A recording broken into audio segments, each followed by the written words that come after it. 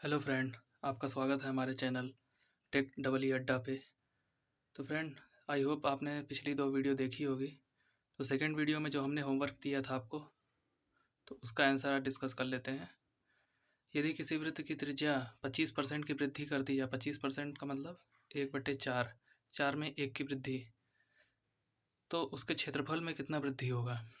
तो देखिए सॉल्यूशन, 25% की वृद्धि किया गया है। 25% को कैसे लिखेंगे, 1/4। अगर आपने पिछली 2 वीडियो नहीं देखी है तो उन वीडियो को ज़रूर देख लें, क्योंकि वहीं से आपका कॉन्सेप्ट क्लियर होगा। अगर आप डायरेक्ट इस वीडियो पे आए तो हो सकता है आपको समझ में ना आए। तो पहले आप फर्स्ट, फिर सेकंड, फिर थर्ड वीडियो देखें, फिर आपको सब समझ में आ जाएगा।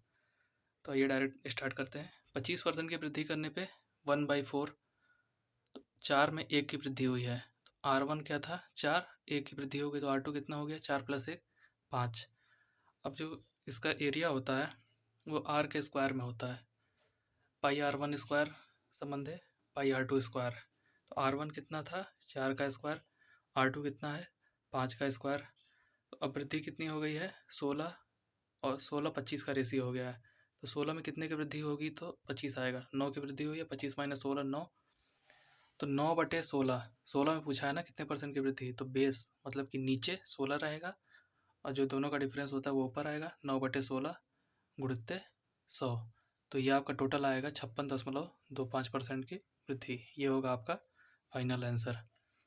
तो अब आज के क्वेश्चन को डिस्कशन करते हैं। फ्रेंड, अब आज का क्वेश्चन का लेवल थोड़ा अच्छा रहेगा, मतलब जो कि एग्जाम में आएगा। तो आप पहले 2 वीडियो को नहीं देखे हैं तो प्लीज़ उसको देख लीजिए, उसके बाद ही आप इस वीडियो को देखिए।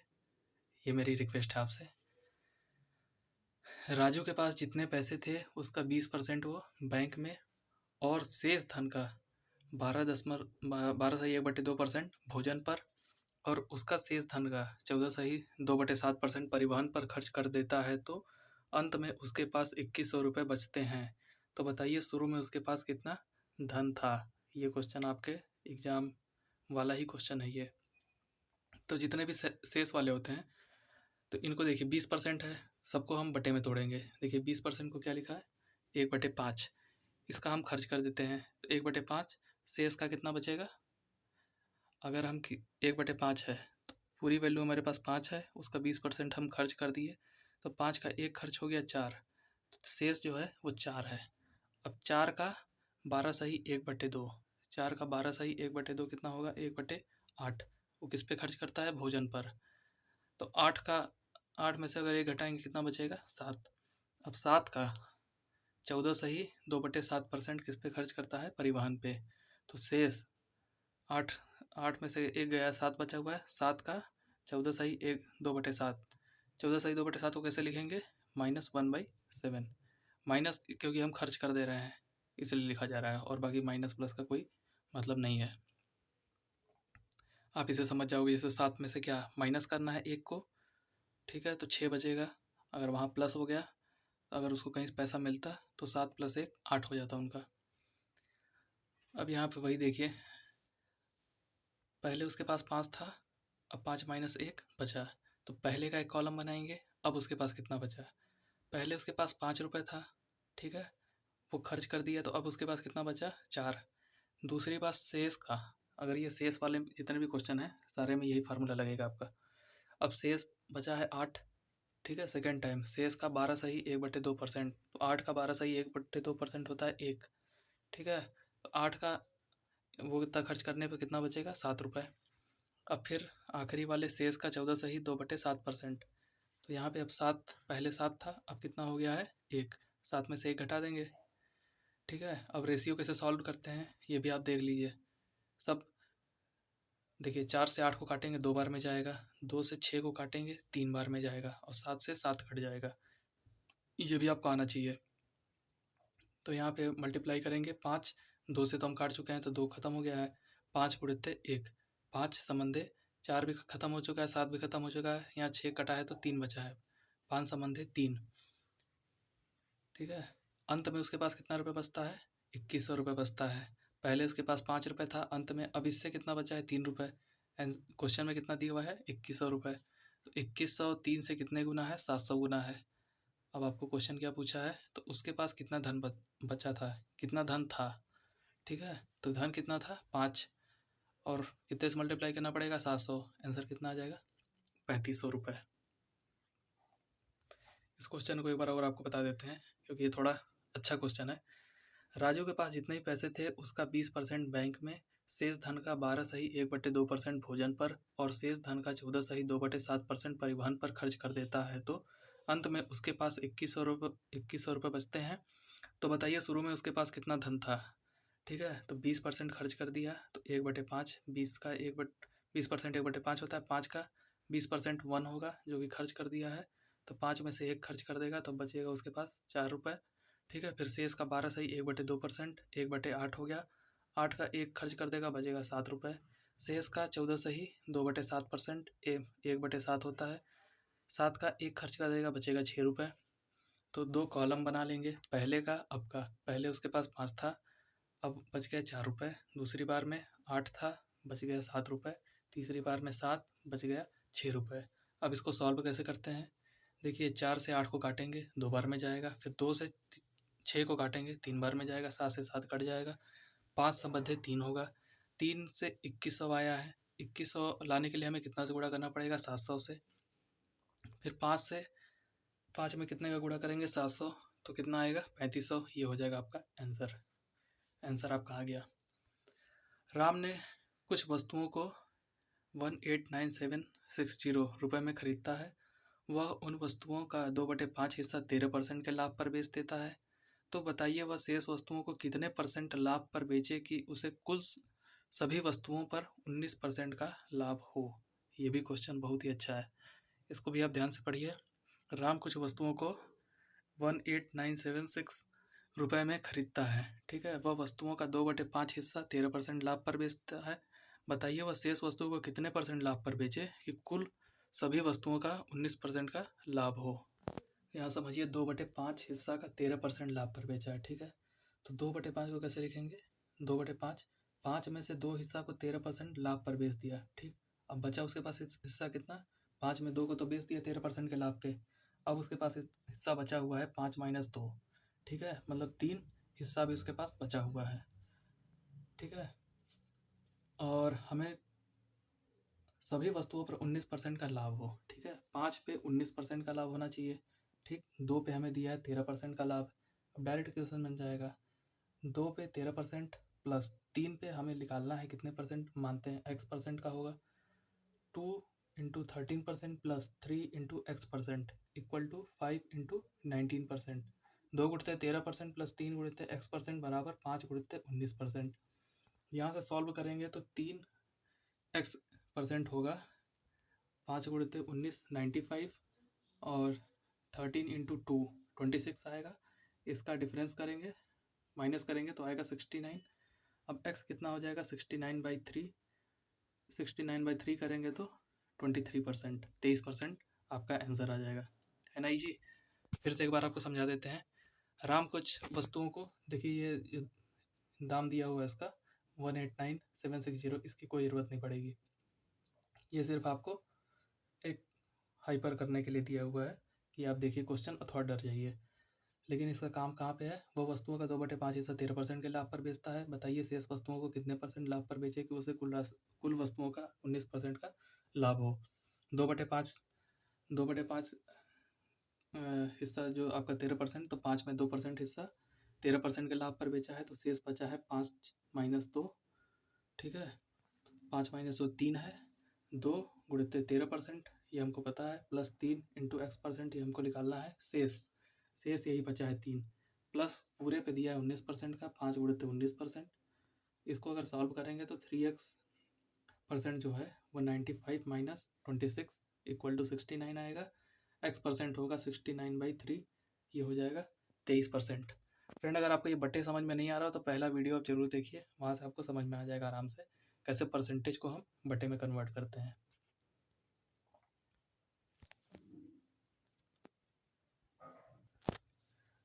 आइए उसी पैटर्न पे एक और क्वेश्चन कर लेते हैं ताकि आपका कॉन्सेप्ट क्लियर हो जाए।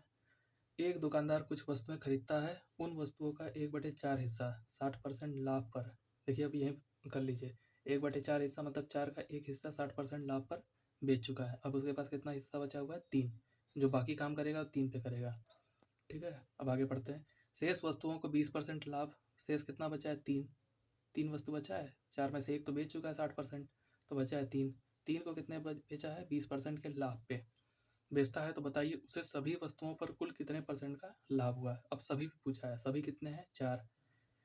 सभी जो होते हैं वो नीचे वाला होता है 1/4, 4 है सभी, एक जो बेचा है वो 60% पे, 4 माइनस 1 3 जो हिस्सा बेचा है 20% पे, और सभी मतलब 4 पे हमें पूछा है। देखिए बस इतना आप समझ लिए, क्वेश्चन हो गया, काम खत्म इसका। अब 1/4, ठीक है, 1/4 में एक वस्तु को 60% लाभ पे, शेष 4 माइनस 1 को 20% लाभ पर बेचा है। अब इक्वेशन बनाइए, 1 इंटू 60% प्लस 3 इंटू 20% बराबर सभी कितना है? 4 इंटू उसका x%, x हमें पूछा है। देखिए सभी वस्तुओं पर कुल कितने परसेंट का लाभ हुआ, एक इक्वेशन, काम खत्म। बाकी इस क्वेश्चन को करेंगे तो इसका मेथड बहुत ही लंबा है, और लंबा अगर जब जा रहा है क्वेश्चन, फिर आप वहाँ पे आपको एक हो जाता है, प्रेशर हो जाता है टाइम बाउंड का। तो इसलिए कंपटीशन के क्वेश्चन को हमेशा समझ के ट्रिक के हिसाब से ही करना चाहिए। इसमें कुछ ज़्यादा मुश्किल तो है नहीं, आप आराम से कर सकते हैं ये, बस थोड़ा समझना पड़ेगा। 1 into 60% plus 3 into 20% equal to 4 into x% बराबर कितना हो जाएगा? अब इसको सॉल्व करेंगे, 60% यहाँ से आएगा, 3 गुणित 20, ये 60%, 60 प्लस 60 120% प्लस 4x, तो x% कितना हो जाएगा? 120/4। ठीक है, आंसर कितना आएगा आपका? 30% आंसर हो जाएगा। तो ये उसी पे था क्वेश्चन। अब आइए थोड़ा अलग टाइप का क्वेश्चन किया जाए। अलग टाइप क्या, सब सारे क्वेश्चन उसी फॉर्मेट पे हो जाएंगे, क्वेश्चन अलग अलग हैं। अब 130 क्वेश्चन वाली एक परीक्षा में राम ने पहले 65 में से 40 के उत्तर सही दिए हैं। देखिए 130 में 65 है, 1/, मतलब कि 65 65 130 होता है, दोनों का रेशियो क्या है? 1:1 का रेशियो है। संपूर्ण परीक्षा में उसका 60% आया है, संपूर्ण में दे दिया है, 130 में दे दिया है, 65 में दिया है 40%, तो शेष 65 प्रश्नों के लिए कितने परसेंट उत्तर सही देने होंगे? संपूर्ण में दिया हुआ है, एक भाग में दिया हुआ, दूसरे भाग में पूछा है। ठीक है, तो देखिए 130 को कैसे चेंज करेंगे? 65 65 दोनों का रेशियो क्या हो गया? 1:1। तो एक भाग का मान है 1, दूसरे भाग का मान है 1, तो पूरे भाग का मान कितना हो जाएगा? 2। 1 + 1 कुल 2। पूरे संपूर्ण परीक्षा में उसका कितना प्रतिशत है? 60%। तो कुल 2 में कितने परसेंट होगा? 60% हो गया। ठीक है, पहले में वो 40% और सेकंड वाले में पूछा है। फिर इक्वेशन बनाइए, 1 इंटू 40% प्लस 1 इंटू x%। ये 1 क्या है? 65 क्वेश्चन है, सेकंड वाला भी है 65 क्वेश्चन, और ये 2 की जगह आप रख सकते हैं 130। थोड़ा कैलकुलेशन लेंदी हो जाएगा, इसलिए हम उसको डायरेक्ट 65 से 65 काट लिए हैं। अगर यहाँ पे आप रखेंगे 65 गुणित 40 प्लस 65 गुणित x% बराबर 130 गुणित 60%, तो भी आंसर आ जाएगा। ठीक है, उसका आप चिंता मत करिएगा। तो 1 into 40% plus 1 into x% equal to 2 into 60%, तो x% कितना हो जाएगा? 2 इंटू 60 120, 1 इंटू 40 40, 120 माइनस 40, x% कितना हो जाएगा? 80%। तो जो रिमेनिंग 65 क्वेश्चन है और उसमें अगर वो 80% लाएगा तो उसका ओवरऑल कितना बन जाएगा? 60%।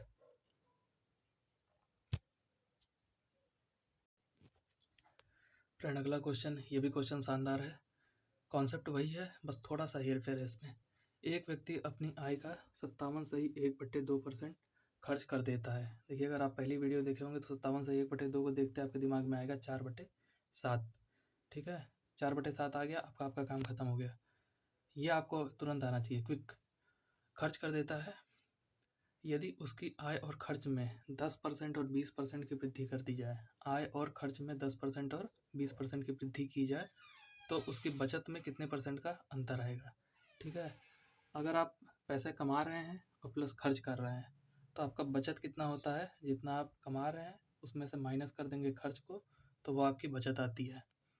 तो यही फार्मूला होता है, फार्मूला कहीं अलग से नहीं आता है। बचत बराबर आय माइनस खर्च। ठीक है, सेविंग बराबर इनकम माइनस एक्सपेंडिचर। अब देखिए इजीली कैसे होगा। 57 से 1/2% को कैसे लिखेंगे? 4/7।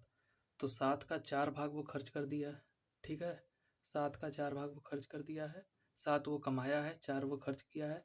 अब सेविंग कितना होगा उसका? ठीक, तो 7 माइनस 4, 3 की सेविंग हुई। 7 रुपये वो कमाया है, 4 रुपये वो खर्च कर रहा है, ठीक है, तो सेविंग है उसका 3 रुपये। तो वही अब हम पूछा है सेविंग पे कितना कितना परसेंट उसका कमी हो रहा है या वृद्धि हो रहा है। तो 3 इंटू x% बराबर कितना हो जाएगा? खर्च पे कितनी वृद्धि हुई थी? 10% की। तो 7 गुणित 10% माइनस 4 गुणित 20%। खर्च पे 20% की वृद्धि हुई है, इनकम में 10% की वृद्धि हुई है। तो 7 गुणित 10% माइनस 4 गुणित 20%, ठीक है, तो 3x% हो जाएगा 70 माइनस 80। ये कितना आएगा? 70 माइनस 80, 10 माइनस 10 आएगा, मतलब कमी हो रहा है उसके सेविंग में, बचत उसकी कम हो रही है। माइनस की यही इंडिकेट करेगा। 10 बाई कितना हो जाएगा? 3x था तो नीचे आ जाएगा 3, तो ये कितना हो जाएगा? -3 से ही 1/3% की कमी आ गई। एक सिंपल सा फार्मूला था। अब ये क्वेश्चन है, एग्जाम का फेवरेट क्वेश्चन है। ये क्वेश्चन लगभग हर तीसरे एग्जाम में आ ही जाएगा आपका, कोई भी एग्जाम देंगे। यदि चीनी के मूल्य में 20% की वृद्धि हो जाए तो उसके कुल खपत में 6 kg की कमी आ जाती है, तो उसके खर्च में 5% की वृद्धि हो जाती है, तो चीनी का वास्तविक खपत ज्ञात करें। ये क्वेश्चन तो आप जरूर देखे होंगे अगर आपने कोई एग्जाम दिया होगा तो देखिए यहाँ सिंपली हम कैसे करते हैं इसको सॉल्व। देखिए इसको भी हम 3 या 5 लाइन में इसको निपटा देंगे। चीनी का मूल्य पहले हम मानते हैं 100, ठीक है, बेस हम मानेंगे 100, ठीक है, तो 100 को मान लिए। अब 20% की वृद्धि हो गई है, 100 रुपये था, 20% की वृद्धि कितनी हो गई है? 120 रुपये, ठीक। अब वास्तविक मूल्य इस समय क्या है? 120 रुपये। पहले था 100, पहले का टाइम गया, अब 20% की वृद्धि हो गई है, अब ये हो गया है 120। उसके खपत में कुल 6 kg की कमी आ जाती है, ठीक है। अभी हम ये kg क्या क्वांटिटी है, क्वांटिटी वाले को भी अलग रखेंगे, परसेंटेज वाले को पहले एक साथ क्लियर करते हैं। और उसके खर्च में 5% की वृद्धि हो जाती है, तो पहले 100 रुपये में 100 किलो खरीदता था, ठीक है, अब 120 रुपये हो गया है, ठीक। अब वो चाहता है 100 रुपये 5% और खर्च कर देगा, ठीक है, टोटल अब 105 रुपये खर्च कर रहा है। तो जो 100 रुपये का चीज़ था पहले 100 रुपये में लेता था, अब वही चीज़ 120 रुपये हो गया, खर्च कितना कर रहा है? 105, ठीक। तो कुछ ना कुछ उसका क्वांटिटी तो कम ही होगा, तो कुछ ना कुछ वो क्वांटिटी कितना कम हो रहा है? 6 kg का, ठीक है। ये समझिए क्वेश्चन को। अब 100 में खर्च में कितना बढ़ गया है? 105, 105 हो गया है। टोटल कमी कितने की आ रही है? 120 से 105, 15 की कमी आ रही है, ठीक है। तो कमी कितना हो जाएगा? 15 वास्तविक मूल्य इस समय क्या है? 15/120, ठीक, 1/8। अब डायरेक्ट 1/8 हो गया, 8 में 1 की कमी हो रही है, 8 में 1 की कमी हो रही है, लेकिन क्वेश्चन में कितना दिया हुआ है? खपत में 6 kg की कमी आ रही है। खपत में यहाँ कितना दिखा रहा है? 8 में 1 की कमी, ठीक है, तो खपत कितना हो गया? 8 में 1 की कमी, लेकिन क्वेश्चन में 6 kg की कमी दिखा रहा है, तो 1 में 6 kg की है तो 8 में कितना हो जाएगा? 8 गुणित 6, 48 kg। ये क्वेश्चन एक बार और आप देख लीजिए। यदि चीनी के मूल्य में 20% की वृद्धि की जाए, पहले हम मानते हैं बेस को 100, ठीक है, तो उसके कुल खपत में 6 kg की कमी आ जाती है और उसके खर्च में 5% की वृद्धि हो जाती है। परसेंटेज वाले को पहले सॉल्व करेंगे। 100 हो गया, अब इसका मूल्य हो गया 120, खर्च वो कितना कर रहा है? 105 रुपये, ठीक है। आप ये 105 रुपये दे रहे हैं लेकिन उसका मूल्य कितना है? 120, ठीक। तो आपको कुछ ना कुछ सामान वो कम मिलेगा, वो कुछ ना कुछ सामान कितना है? 6 kg। अब हमको रेशियो में इसको इक्वेट करके ये करना है कि 6 kg किसके बराबर है, तो रेशियो करेंगे तो कमी कितने की वास्तविक आ रही है? 120 से 105, 15 की कमी आ रही है, 15/120 करेंगे, वो आएगा 101/8। 8 में 1 की कमी हो रही है, ठीक है, तो 1 का मान दिया 6 kg, 8 है आपकी वास्तविक खपत, तो 8 गुणित 6 करेंगे 48 kg, 48 kg आपका आंसर हो जाएगा। अगला क्वेश्चन करते हैं। इफ़ 20% ऑफ ए बराबर 30% ऑफ बी बराबर 1/6 ऑफ सी, तो ए संबंध बी संबंध सी की वैल्यू क्या होगी? तो 20% को आप क्या लिख सकते हैं? 1/5। ए बराबर 30% को क्या लिख सकते हैं? 3/9। 10b बराबर 1/6c। तो ए संबंध बी संबंध सी, यहाँ ए के साथ क्या है 1/5, तो उधर जाके क्या होगा 5 हो जाएगा ऊपर। इधर बी के साथ 3/10, तो उधर जाके ये उल्टा हो जाएगा 10/3 होगा। फिर वो क्या हो जाएगा 1/6 है, वहाँ ऊपर आ जाएगा 6। ठीक, अब इसका एलसीएम लेंगे। एलसीएम नीचे क्या आएगा 3 लाने के लिए 5 में 3 से गुणा करेंगे 15 आएगा। फिर 10 में तो बटे 3 है ही, 6 में 3 से गुणा करेंगे तो 18 आएगा। तो 15 संबंधे 10 संबंधे 18, नीचे का 3 तीनों से कट जाएगा। तो आई होप आपको वीडियो अच्छी लगी होगी। अगर आपको वीडियो अच्छी लगा तो वीडियो को लाइक कर दें और चैनल को सब्सक्राइब कर दें, और हो सके तो वीडियो को शेयर भी कर दें। Thank you. आगे नेक्स्ट अपडेट में देखते हैं, कोई और क्वेश्चन बचा हो किसी टाइप का तो वो करा देंगे, बाकी फिर दूसरा टॉपिक स्टार्ट करेंगे। Thank you for watching this video.